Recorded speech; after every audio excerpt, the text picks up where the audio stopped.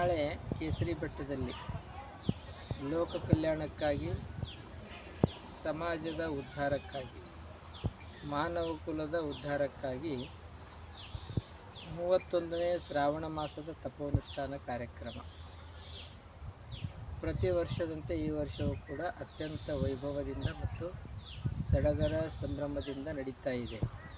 ಶ್ರಾವಣ ಮಾಸದಲ್ಲಿ ಬರುವಂಥ ನಾಳಿನ ದಿನ ಮೊದಲನೇ ಸೋಮವಾರ ರಾಜೋಪಚಾರ ಇಷ್ಟಲಿಂಗ ಮಹಾಪೂಜೆ ನಡೆಯೋದರಿಂದ ಈ ಪೂಜೆಯಲ್ಲಿ ಕರ್ನಾಟಕ, ಆಂಧ್ರ, ಮಹಾರಾಷ್ಟ್ರ ರಾಜ್ಯಗಳಲ್ಲದೆ ಬೇರೆ ರಾಜ್ಯಗಳಿಂದ ಮತ್ತು ಬೇರೆ ದೇಶಗಳಿಂದಲೂ ಕೂಡ ಜನ ಭಕ್ತಾದಿಗಳು ಬರುವಂಥ ಒಂದು ವಿಶೇಷವಾದಂಥ ಪವಿತ್ರ ಕ್ಷೇತ್ರ ಇದು ಕೇಸರಿ ಬೆಟ್ಟ. ಈ ಕೇಸರಿ ಬೆಟ್ಟದಲ್ಲಿ ನಡೆಯುವಂಥ ನಾಳೆಯ ರಾಜೋಪಚಾರ ಇಷ್ಟಲಿಂಗ ಪೂಜೆಯಲ್ಲಿ ಬರುವಂಥ ಲಿಂಗಭೇದ, ಜಾತಿ ಭೇದವಿಲ್ಲದೆ ಸಹಸ್ರಾರು ಭಕ್ತಾದಿಗಳು ಎಲ್ಲರೂ ಮನಸ್ಸಿನಲ್ಲಿರುವಂಥ ತಮ್ಮದೇನೇನು ಸಂಕಲ್ಪಗಳು ಈಡೇರುವುದಕ್ಕಾಗಿ ಗುರು ಕೃಪೆ ಮತ್ತು ಭಗವಂತನ ಕೃಪೆ ಸಿಗಲಿ ಬೇಗನೆ ಅನ್ನೋದಕ್ಕೋಸ್ಕರವಾಗಿ ಯಾವುದೇ ಸಂಸಾರಿಕ ಜೀವನದಲ್ಲಿ ಬದುಕಿನಲ್ಲಿ ಬರುವಂಥ ನೂರಾರು ಸಂಕಷ್ಟಗಳು ಕಳೆಯೋದಕ್ಕೋಸ್ಕರ ಆ ಸಂಸಾರ ಜೀವನದ ತೊಂದರೆಯಲ್ಲಿ ಅನೇಕ ಜನ ಬೆಂದು ನೊಂದು ಬದುಕುತ್ತಿರುವಂಥ ಅಂಥವರು ಬದುಕಿನಲ್ಲಿ ಬರುವಂಥ ಎಲ್ಲ ಕಷ್ಟಗಳನ್ನು ದೂರ ಮಾಡಿಕೊಳ್ಬೇಕಾದ್ರೆ ತಪೋನಿಧಿ ಸಾಂಬ ಶಿವಯೋಗಿಗಳು ಬೇಡಿದವರಿಗೆ ಬೇಡಿದ್ದ ವರವನ್ನು ಕೊಡುವಂಥ ಈ ಕಲಿಯುಗದ ಕಲ್ಪವೃಕ್ಷ ಚಿಂತಾಮಣಿ ಕಾಮಧೇನು ಇದ್ದಂತೆ 36 ಸತ್ತವರಿಗೆ ಪುನರ್ಜನ್ಮ ನೀಡಿದಂಥ ತಪೋನಿಧಿ ಸಾಂಬ ಶಿವಯೋಗಿಗಳನ್ನು ಭಕ್ತಿಯಿಂದ ನೆನೆದರೆ ಸಾಕು. ಒಂದು ಸಾರಿ ಈ ಕೇಸರಿ ಬೆಟ್ಟಕ್ಕೆ ಬಂದರೆ ಪ್ರತಿಯೊಬ್ಬರ ಬದುಕಿನಲ್ಲಿರುವಂಥ ಅನೇಕ ಕಷ್ಟಗಳು ದೂರ ಆಗ್ತವೆ ಅನ್ನೋದು ಒಂದು ವಿಷಯ. ಮತ್ತೊಂದು ವಿಷಯ, ಆರೋಗ್ಯವಾಗಿರುವಂಥವರು, ನಗುಮೊಗದಿಂದಿರುವಂಥವರು, ಸಂತೋಷದಿಂದಿರುವಂಥವರಿಗೆ ಇನ್ನಿಷ್ಟು ಮತ್ತಿಷ್ಟು ಇಮ್ಮಡಿ ಮುಮ್ಮಡಿ ಸಂತೋಷವನ್ನು ಹೆಚ್ಚಾಗ್ತಾ ಇದೆ. ಇಲ್ಲಿ ಆರೋಗ್ಯ ಭಾಗ್ಯ ಸಿಗ್ತಾ ಇದೆ. ಒಳ್ಳೆಯ ರೀತಿಯಿಂದ ಬದುಕಿಗೆ ಬೇಕಾಗಿರುವಂಥ ಅತ್ಯಂತ ಮನುಷ್ಯನ ಬದುಕು ಹಗುರು ಮಾಡಿಕೊಳ್ಳುವಷ್ಟು, ಮನಸ್ಸನ್ನು ಹಗುರು ಮಾಡಿಕೊಳ್ಳಲಿಕ್ಕೆ ಏನೇನು ಬೇಕು ಆ ಥರದ ಎಲ್ಲ ಗಿಡಮೂಲಿಕೆಗಳು, ಸಸ್ಯ ವನಸ್ಪತಿ ಔಷಧ ಗಿಡಗಳು ಮತ್ತು ಈ ದೇವರ ಸಾನ್ನಿಧ್ಯ, ಗುರುವಿನ ಮಾರ್ಗದರ್ಶನ, ಗುರುಗಳ ಆಶೀರ್ವಾದ, ಈ ಎಲ್ಲವೂ ಇಲ್ಲಿರುವಂಥ ಕೇಸರಿ ಬೆಟ್ಟದಲ್ಲಿ ಮಹಾಪ್ರಸಾದ, ಹಕ್ಕಿ ಪಕ್ಷಿಗಳ ಕಲರವ, ಗೋಶಾಲೆ, ಅನ್ನದಾಸೋಹ, ಗೋದಾಸೋಹ ಮತ್ತು ಪಕ್ಷಿ ಪ್ರಾಣಿಗಳ ದಾಸೋಹ, ಈ ಎಲ್ಲ ವಿಶೇಷ ಸಂಭ್ರಮ ನೋಡಲಿಕ್ಕೆ ಮನುಷ್ಯನಿಗೆ ಬಹಳಷ್ಟು ಸಂತೋಷ ಅನ್ನಿಸ್ತಾ ಇದರ ಜೊತೆಗೆ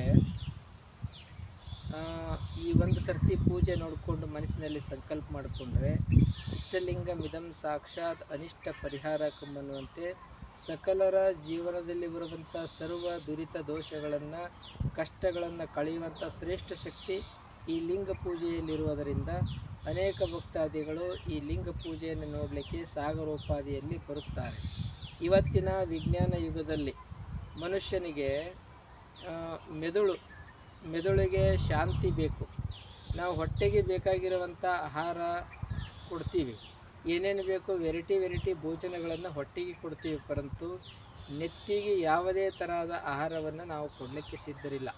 ಈ ಮನುಷ್ಯನ ದೇಹ ನಿಯಂತ್ರಣ ಮಾಡುವುದು ನಮ್ಮ ಮೆದುಳು, ನಮ್ಮ ಹೊಟ್ಟೆ ಅಲ್ಲ, ನಮ್ಮ ಹೊಟ್ಟೆಗೆ ತಿನ್ನುವಂಥ ಆಹಾರ ಅಲ್ಲ.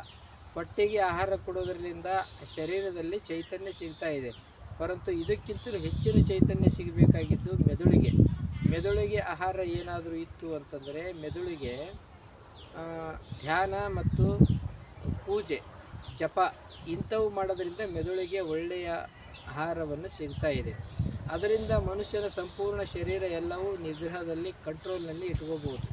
ಇವತ್ತಿನ ಮುಂದುವರೆದಂಥ ದಿನಗಳಲ್ಲಿ, ಇವತ್ತಿನ ಒತ್ತಡದ ಜೀವನದಲ್ಲಿ ಮನುಷ್ಯ ಮೆಡಿಟೇಷನ್ ಮಾಡುವುದನ್ನು ಬಿಟ್ಟಿದ್ದಾನೆ, ಜಪ ಪೂಜೆಯನ್ನು ಬಿಟ್ಟಿದ್ದಾನೆ, ನಾಮಸ್ಮರಣೆ, ಸ್ತೋತ್ರ, ಭಜನೆಗಳನ್ನು ಬಿಟ್ಟು ಇದರಿಂದ ವಿಮುಖನಾಗಿ ಭೌತಿಕ ಬದುಕಿಗೆ ಬೆನ್ನು ಹತ್ತಿರುವುದರಿಂದ ಸಣ್ಣ ವಯಸ್ಸಿನಲ್ಲಿ ಶುಗರು, BP ಮುಂತಾದ ಅನೇಕ ರೋಗಗಳಿಗೆ, ಅನಾರೋಗ್ಯಕ್ಕೆ ಮನುಷ್ಯ ಇವತ್ತು ಬಲಿಯಾಗ್ತಾ ಇದ್ದಾನೆ. ಇದರಿಂದ ನಾವು ತಪ್ಪಿಸ್ಕೊಳ್ಬೇಕಾದ್ರೆ ಭಗವಂತನ ಧ್ಯಾನ, ಪೂಜೆ, ಇಷ್ಟಲಿಂಗ ಪೂಜೆಯನ್ನು ಬಿಟ್ಟರೆ ಬೇರೆ ಇನ್ಯಾವುದೂ ಇಲ್ಲ.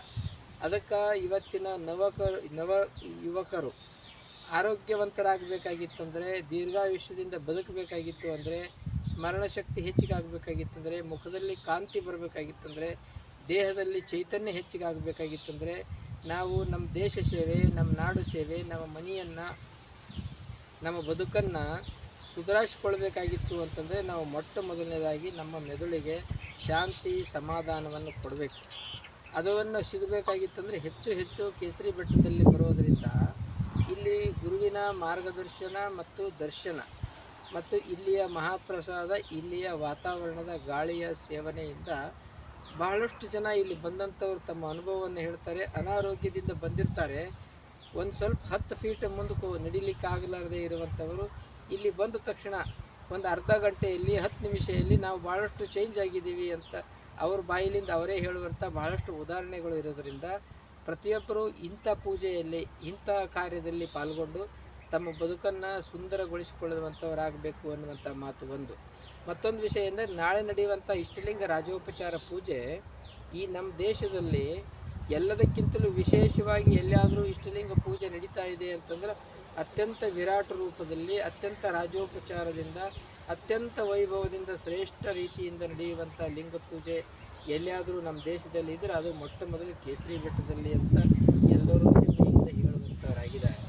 ಅದಕ್ಕೆ ಇಷ್ಟ ಶ್ರೇಷ್ಠ ಲಿಂಗ ಪೂಜೆಯಲ್ಲಿ ಕುತ್ಕೊಳ್ಳೋದ್ರಿಂದ ಅನೇಕ ಜನ ಬಹಳಷ್ಟು ಶುಗರ್ ಇರೋಂಥವ್ರು ಈ ಪೂಜೆ ನೋಡಿದ ತಕ್ಷಣ ಅವ್ರ ಶುಗರ್ ಆರಾಮಾದಂಥ ಉದಾಹರಣೆಗಳು, BP ಕಂಟ್ರೋಲ್ನಾಗ ಬಂದಂಥ ಉದಾಹರಣೆಗಳು, ಇನ್ನು ಮೊದಲಾದ ಸಮಸ್ಯೆಗಳು ಎಲ್ಲಕ್ಕೂ ಶೀಘ್ರ ಪರಿಹಾರ ಸಿಕ್ಕಂಥವು ಪ್ರತ್ಯಕ್ಷ ಉದಾಹರಣೆಗಳು ಇರೋದರಿಂದ ಈ ಕೇಸರಿ ಬೆಟ್ಟದಲ್ಲಿ ಎಂಥ ಸಮಸ್ಯೆಗಳಿಗೂ ಕೂಡ ಸುಗಮವಾದಂಥ ಪರಿಹಾರ ಸಿಗೋದರಿಂದ ಎಲ್ಲ ಭಕ್ತಾದಿಗಳು ಬರ್ತಾ ಇದ್ದಾರೆ, ಯುವಕರು ಬರ್ತಾ ಇದ್ದಾರೆ, ಮಾತೆಯರು ಬರ್ತಾ ಇದ್ದಾರೆ, ಯುವತಿಯರು ಬರ್ತಾ ಇದ್ದಾರೆ ಮತ್ತು ಅನೇಕ ವೈದ್ಯರಲ್ಲದೇ ವಿಜ್ಞಾನಿಗಳನ್ನು ಕೂಡ ಈ ಕಾರ್ಯಕ್ರಮದಲ್ಲಿ ಬಂದು ಪಾಲ್ಗೊಳ್ತಾ ಇದ್ದಾರೆ.